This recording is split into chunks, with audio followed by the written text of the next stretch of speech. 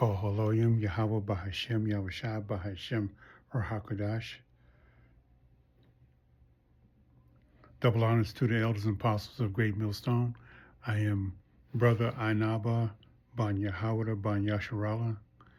I want to name this topic the left-hand tribe of Israel. And that tribe is the tribe of Benjamin. I didn't know, I didn't do any research on that. And what prompted me to do research on it was that it was an inside joke with the officers of the D.C. main camp asking me what hand was I. And I told them I was,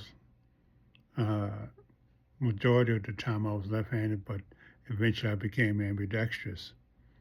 And they didn't explain as to what it was. They just left it to me and said, well, maybe he might do some research on it. And I did. And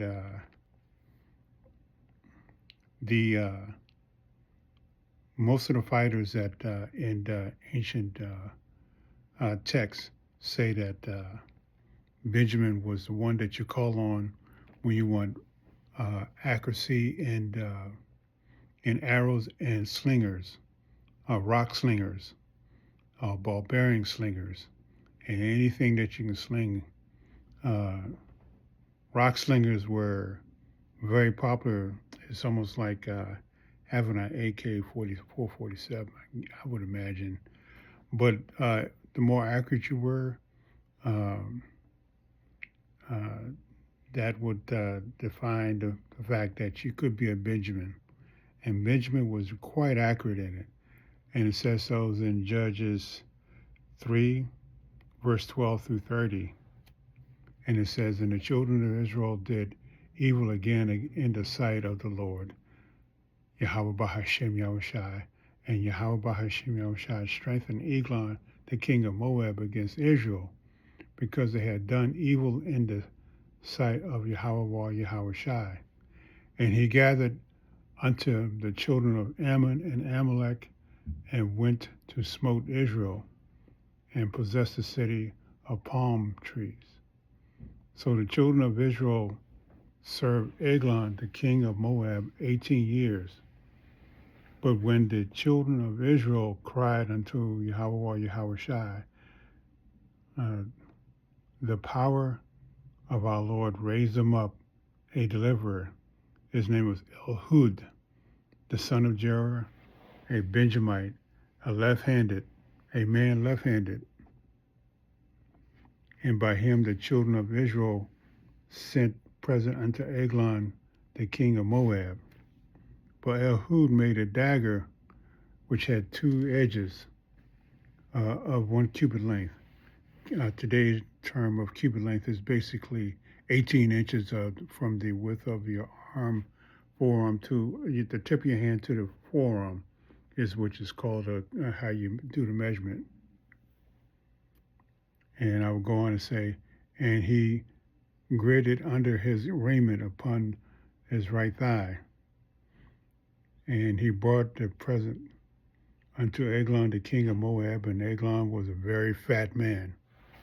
When he made an end to offer the present, he sent away the people that bare the present.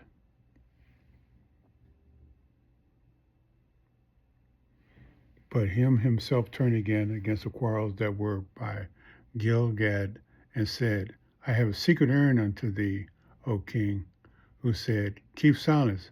And all that stood by him went out from him.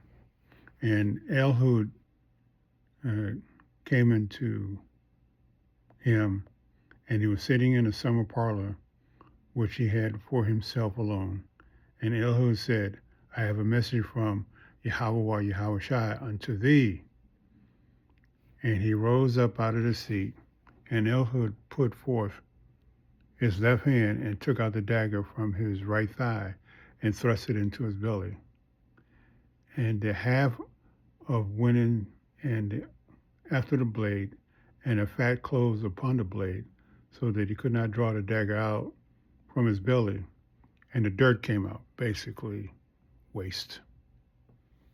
Then Ehud went forth through the porch and shut the doors of the parlor upon him and locked them. When he was gone out, his servants came, and they saw that, behold, the doors of the parlor were locked. And they said, surely he covereth his feet in his summer chamber.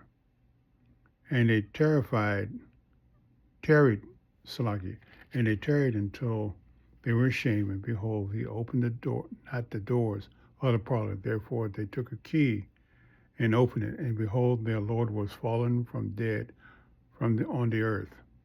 And Ehud escaped while they tarried, and passed beyond the quarries, and escaped unto Sarath. And it came to pass when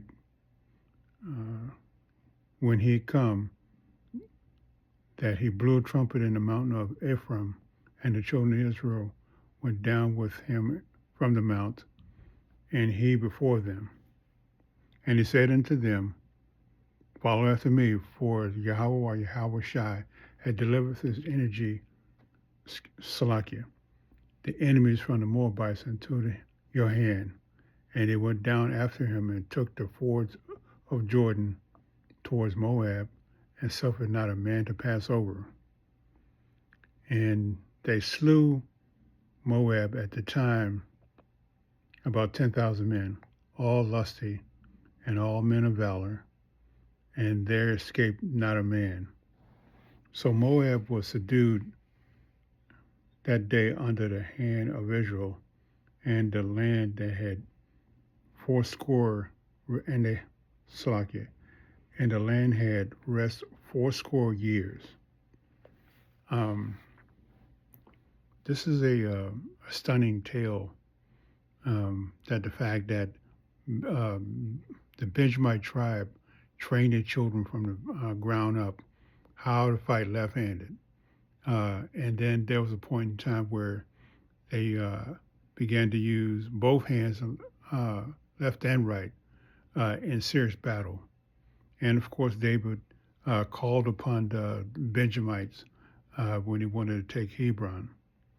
So that's a fascinating story about a biblical look at the left-handed tribe of Benjamin. And I bid you shalom.